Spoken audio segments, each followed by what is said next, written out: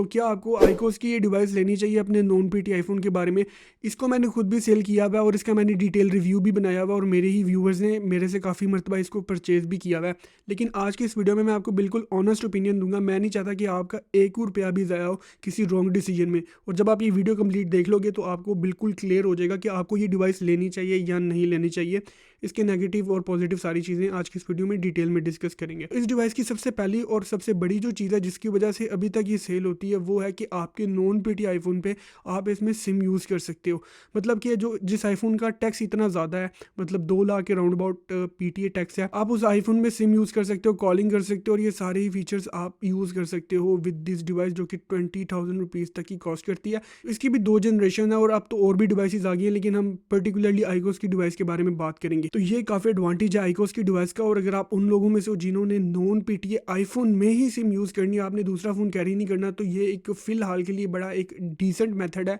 लेकिन इसके कुछ ड्रॉबैक्स भी हैं जो कि मैं आप लोगों के साथ शेयर करूंगा। आपको एवरी टाइम इसको अपने फ़ोन के रेंज में रखना पड़ता है, फिर आपको इसको चार्ज करना पड़ता है। उसके बाद ये है कि कुछ केसेस में अगर आप एवरी टाइम 4G या डाटा यूज़ करते हो तो थोड़ा सा हीटअप भी होता है। फिर इन सम एरियाज़ इसमें सिग्नल ड्रॉप्स के भी थोड़े बहुत ये इश्यूज़ आते हैं।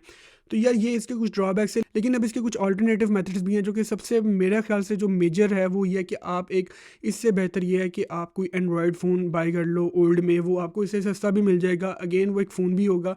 इसके अलावा उसका बैटरी टाइम भी हो सकता है अच्छा हो और वो ही आप हॉटस्पॉट के तौर पे भी यूज़ कर सकते हो, क्योंकि आईकोस की भी डिवाइस है उसको भी तो आपने कैरी करना है। और वो एंड्रॉयड फ़ोन में आप अपनी सिम यूज़ कर सकते हो, व्हाट्सएप वगैरह हॉटस्पॉट आप उससे अपने आईफोन में दे सकते हो। और मेजर मोस्टली जितने भी आपके नॉन पीटी यूज़र्स हैं वो यही मेथड यूज़ कर रहे हैं। आईकोस डिवाइस लिमिटेड लोगों के पास ही है। तो देखो यार, मैं आपको ये चीज़ कह सकता हूँ कि अगर आपने अपने आईफोन पे सिम यूज़ करनी है तो आपको जो 2 महीने का या 2.5-3 महीने का लीगल टाइम मिलता है, आप अपनी सिम उसमें यूज़ कर लो।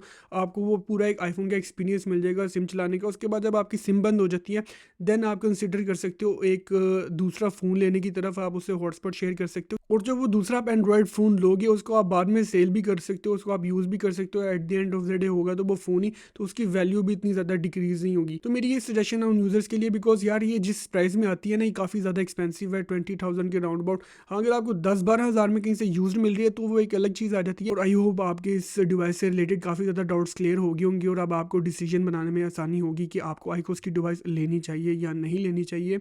आज के लिए इतना ही, मिलता हूँ आपसे नेक्स्ट वीडियो में। टिल देन गुड बाय, अल्लाह हाफिज़।